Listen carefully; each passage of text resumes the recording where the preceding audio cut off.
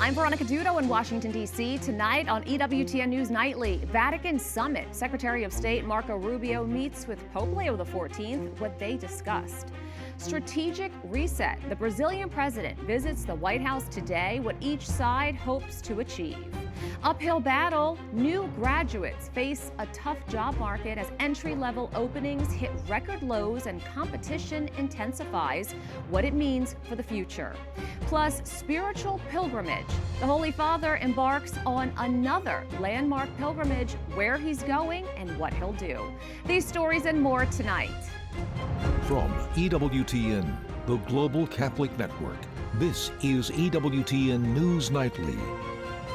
Thank you for being with us on the feast of St. Flavia Domitilla, a Roman martyr. Our top story tonight, amid tensions between the White House and the Holy See, America's top diplomat heads to the Vatican to meet with Pope Leo XIV.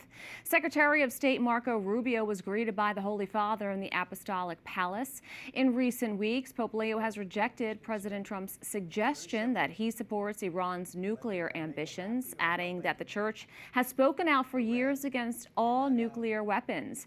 Both the Vatican and the State Department called today's meeting cordial, adding that it renewed a common commitment to bilateral relations. The Holy See Press Office published a statement saying, in part, views were exchanged regarding situations on the regional and international levels, with particular attention given to countries experiencing war, political tensions, and difficult humanitarian situations, as well as the need to work tirelessly for peace. Meanwhile, the State Department released this statement saying the meeting underscored the strong relationship between the United States and the Holy See and their shared commitment to promoting peace and human dignity.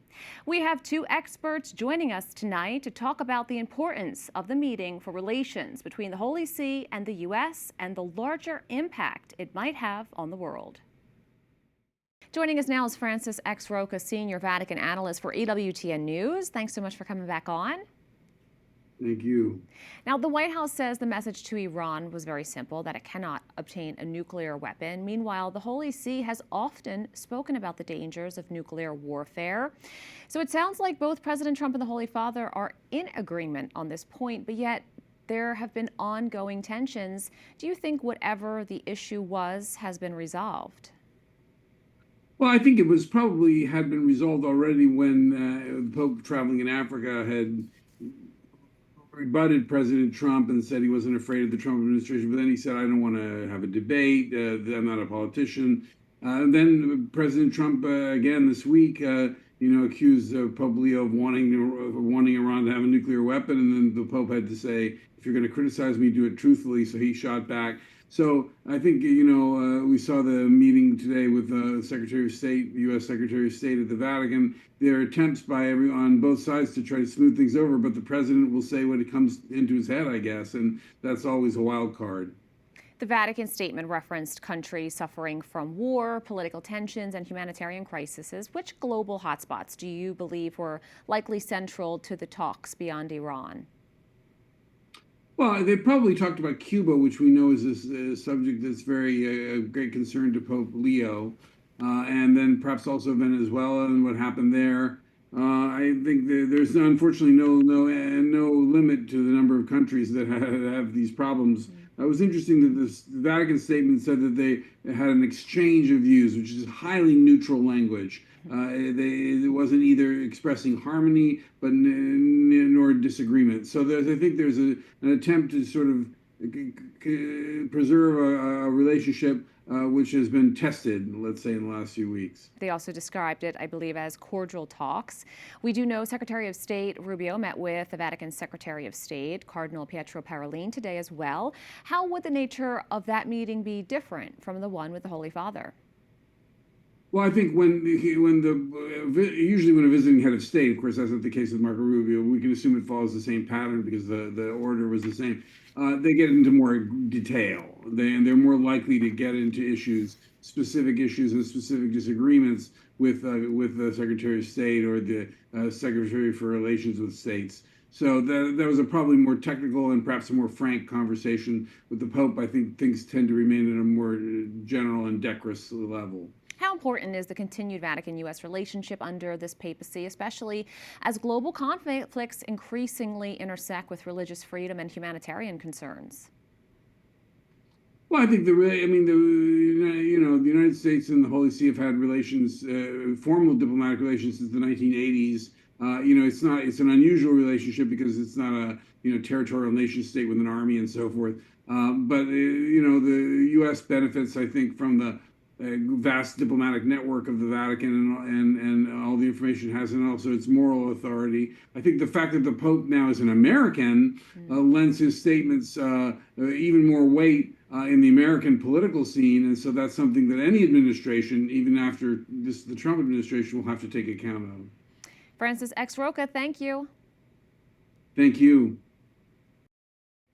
We're happy to welcome to the show Dr. Marian Love, Chair of the Politics Department at the Catholic University of America, as well as a consultant for the Holy See mission at the United Nations on issues of nuclear weapons. Thanks so much for your time today. Happy to be with you, Veronica. How significant is that Secretary of State Marco Rubio, as a Catholic, met privately with Pope Leo XIV at a moment of escalating tensions with Iran? And what message does this send diplomatically and spiritually? Well, it's a wonderful time to have a meeting about peace. The Holy See is working tirelessly for peace. The Holy See diplomats are the oldest diplomatic corps on the planet. And so we have a long tradition of working very seriously for peace around the world. And of course, the Pope leads those efforts. So it's quite wonderful that the Secretary of State would be meeting with him at this critical time to talk about opportunities for peace. At this moment now, with the first American Pope, we did hear the White House say that their message to Iran is simple, that it cannot obtain a nuclear weapon. How much influence could the Vatican realistically have in de-escalating tensions or encouraging diplomacy in the Middle East now? The Pope and the Holy See have played a critical role at many junctures in de-escalating conflicts and in helping to build trust for diplomatic negotiations to go forward. For example, you mentioned one, of course, John Paul II during the Cold War, which was really a critical intervention, and the Reagan administration appreciated that intervention a lot. But it goes much farther back. The Holy See intervened in the Cuban Missile Crisis to help de-escalate that conflict and serve as a bridge between then the Soviet Union and the U.S. Diplomatic discussions. So they've played a long time role in being able to kind of work behind the scenes. They don't draw attention to themselves. They're not calling for press conferences. They're doing this work often very much behind the scenes in order to be that kind of neutral and seen as a credible or legitimate bridge. Now, both the Vatican and the State Department have emphasized peace and human dignity. How does the Holy See traditionally balance moral leadership with geopolitical realities when conflicts involve major world powers? Well, the Holy See tries to be a bridge builder. And for this, again, it's not an abstract issue. These are not, quote, political issues for the Holy See and for the Catholic Church. Catholics live in every country on planet Earth. And so the Pope is a pastor to all of those people living on all of these areas of conflict.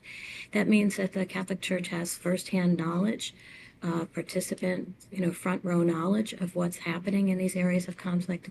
And it also means that they have both the moral responsibility to be in pastoral relationship with their flock, to lead, to guide, but also to try to work towards practical solutions that can benefit people who are living in areas of conflict.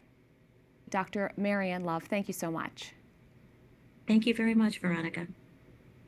We witnessed an unusual dynamic at the White House today. Cameras were scheduled to record President Donald Trump's bilateral meeting with Brazilian President Luiz Inácio Lula da Silva. But in the end, all the meetings were kept private and the foreign press left the White House empty-handed.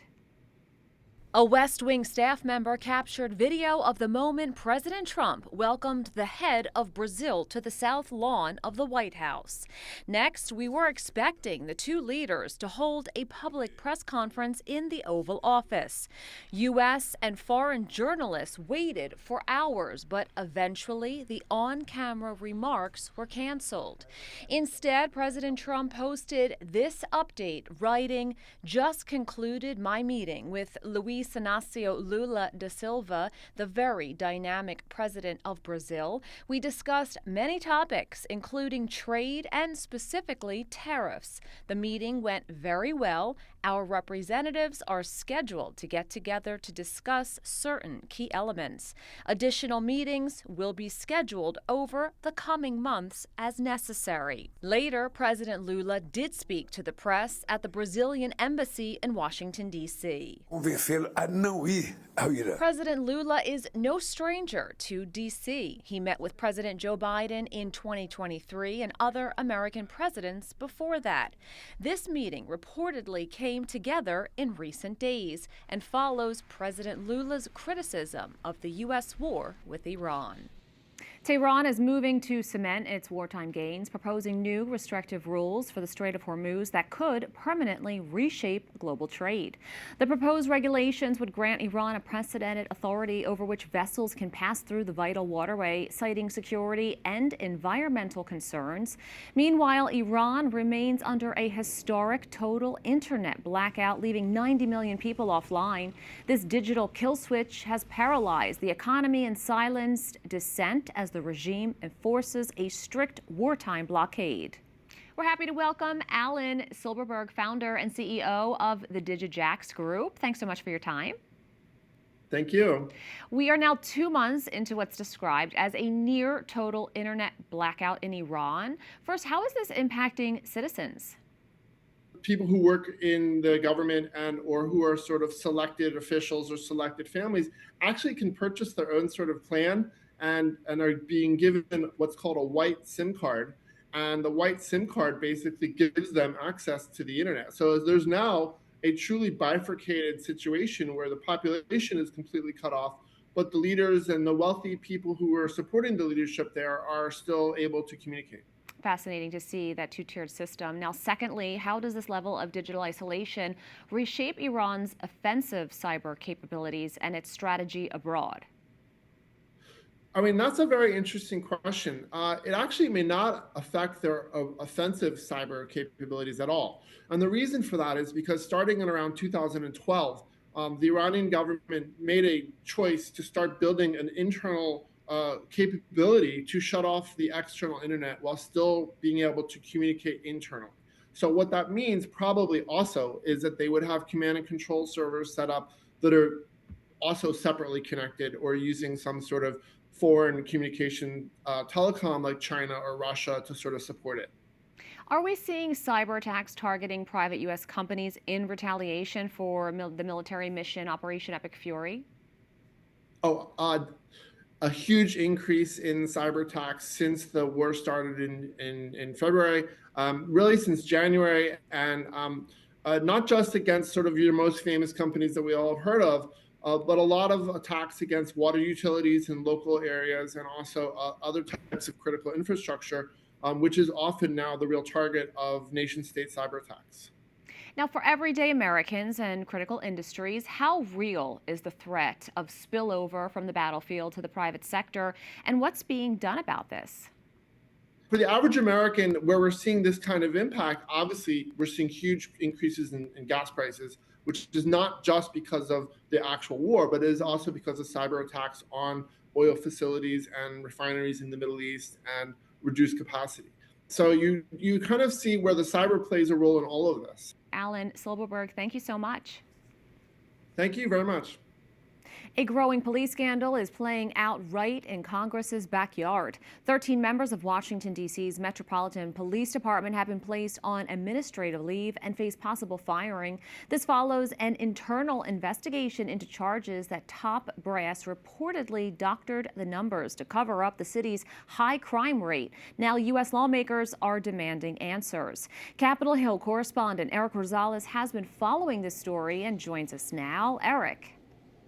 Well, good evening, Veronica. Yes, people may not realize, but U.S. lawmakers have jurisdiction over Washington, D.C., especially with oversight.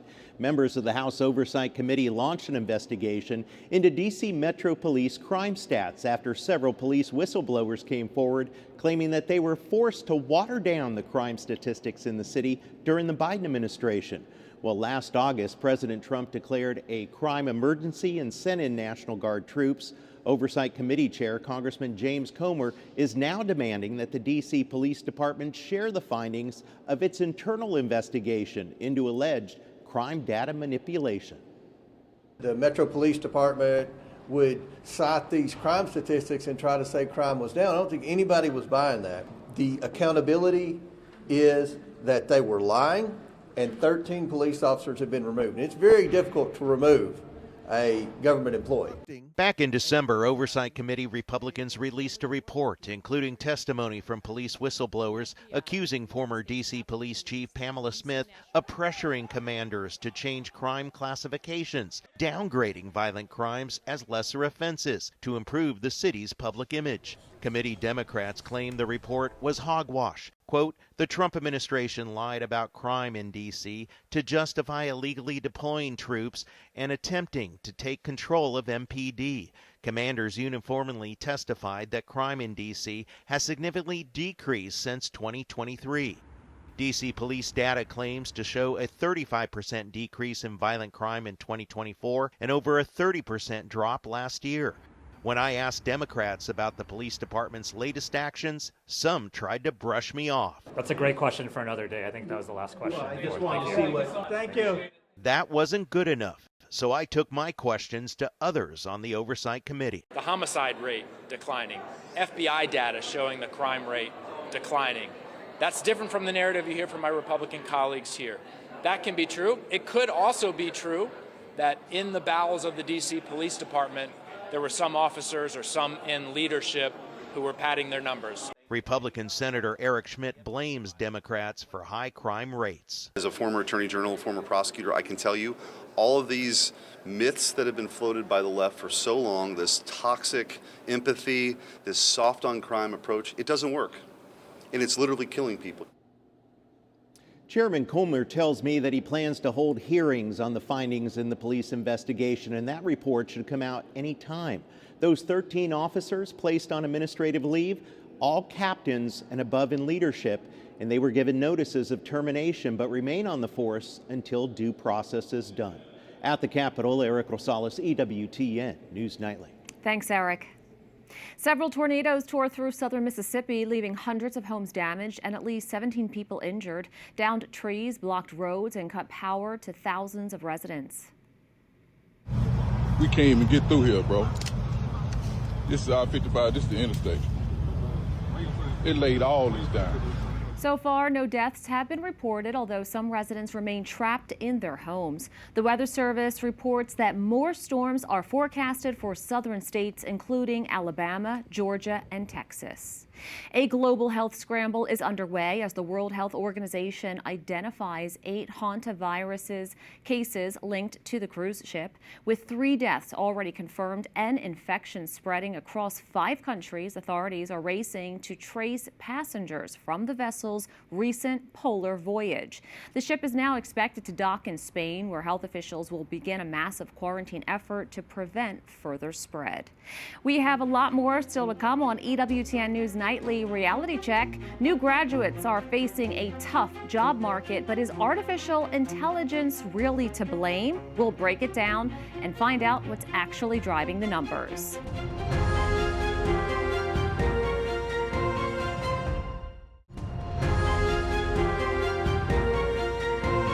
College students preparing to graduate are entering what is being called the grimmest job market in years. New data shows unemployment is much higher for young grads than it is for college-educated workers overall.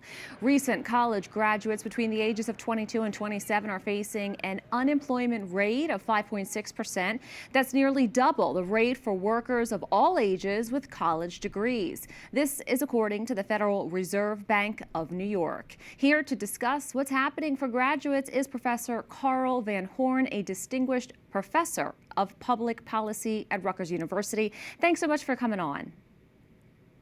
Thank you, Veronica.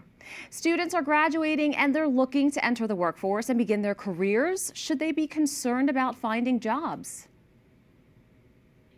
Well, this is every graduation is a period is a challenge for young people coming out of college. But I don't think it's, we've had periods that were much worse than this, certainly during the Great Recession and other recessions. We're not in a recession right now. So I think that the fears about what's going to happen to these young people are being somewhat exaggerated. It takes several months for people to, after they leave college, to, if they're not going to graduate school, to figure out how to navigate the labor market. So right away, some of them may face this difficulty, but I'm confident that over time that will smooth out and they'll have a similar experience to previous graduates who graduated during a reasonably good economy. So speaking of that, are all graduates being impacted equally? Well, that has never been the case. If you are in a career that is really hot in the sense in the marketplace right now, you're going to do better. There were times when, everyone who did programming and computer science was a hot commodity. That's less so now because the nature of work in AI and so on is different. But, certainly the people in the liberal arts have always faced these challenges, which is why many of them go into teaching or they go into graduate school to get other degrees that are, if you will, more marketable in the labor market. But that's not to mean that people shouldn't major in history, that's a fine thing to major in, or in English. Mm-hmm. You can turn those skills into something else. So digging in a little deeper, we're hearing a lot about artificial intelligence with AI chatbots replacing human operators, automated robotics replacing some factory workers, and of course students who are encouraged to learn to code have been replaced by AI. So for new graduates this spring, is the global embrace of AI impacting them?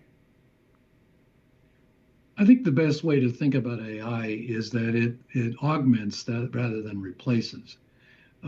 So now that doesn't mean I don't have a crystal ball that I could tell you what it's going to be like 5 or 10 years from now. But for right now, that is mainly what's going on. And doctors can use AI to help them, diagnose, but it's not replacing the doctors because they need to assess that information on top of their own professional training and experience. And that's a very high-end occupation, but it's also true if you look at another end of the spectrum, people who do customer service. Mm-hmm. Customer service phone calls, we all know it's very difficult to get through to people. But what AI can do is once the person gives them some information, it gives more an insight to the human being who can then help the customer better navigate his or her concerns. So augmentation, I think, is what's happening right now. Mm-hmm. And there's no evidence that it's massively replacing jobs in the labor marketplace. Well, we'll continue to track it. Professor Van Horn, thank you. Thank you very much. Up next on EWTN News Nightly, celebrating with his flock. 1 year since his election, the Holy Father celebrates his anniversary in this Italian town.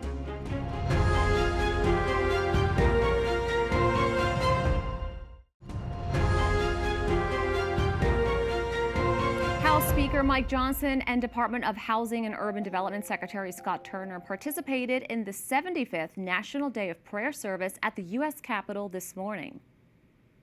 We are a praying nation. We always have been. It truly is part of who we are. We know that prayer is where the impossible happens. We know it's where we find solace and stay anchored in our faith, even through challenges and even through the storms. Speaker Johnson and Secretary Turner joined several faith leaders and members of the National Day of Prayer Task Force in prayer and discussed the impact of the Christian faith throughout American history. The National Day of Prayer has been an annual observance since 1952. Tomorrow will mark 1 year since Pope Leo was elected Supreme Pontiff of the Catholic Church, but he's not spending the anniversary at home. Instead, he's making another apostolic visit. EWTN News' Zofia Chubek reports. On May 8, 2025, the eyes of the world were fixed on the chimney above the Sistine Chapel. the Church had received her new Holy Father. La pace sia con tutti voi. But it also marks another important day for Catholics in Italy. It's the feast day of Our Lady of Pompeii. It was on May 8th in 1876 when St. Bartolo Longo laid the foundation stone for the pontifical sanctuary of the Blessed Virgin of the Rosary. The beloved Marian shrine attracts 2 million pilgrims to Pompeii each year. It will be the first stop for Pope Leo, which is fitting since he canonized its founder just months ago in October. Pope Leo joined his predecessors, Pope St. John Paul II, Benedict XVI and Francis, all of whom visited the shrine during their papacies. After Pompeii, it's on to Naples, known as the City of 500 Domes due to the density of churches and places to worship. Christianity has a long history here. In fact, it's believed that the faith arrived in Naples in the 1st century AD, nearly 2,000 years ago. Pope Leo will participate in adoration and prayer at the Cathedral of the Assumption of Mary, meet with clergy and address the faithful. Finally, Pope Leo will visit the Basilica of St. Francis of Paola, before ending his visit with an act of entrustment to the Virgin Mary and a blessing. In Rome, Zofia Czubak for EWTN News Nightly. We thank you for watching tonight. Remember, you can follow us on social media, Facebook, X, YouTube, and Instagram at EWTN News Nightly. I'm Veronica Dudo. Good night and God bless.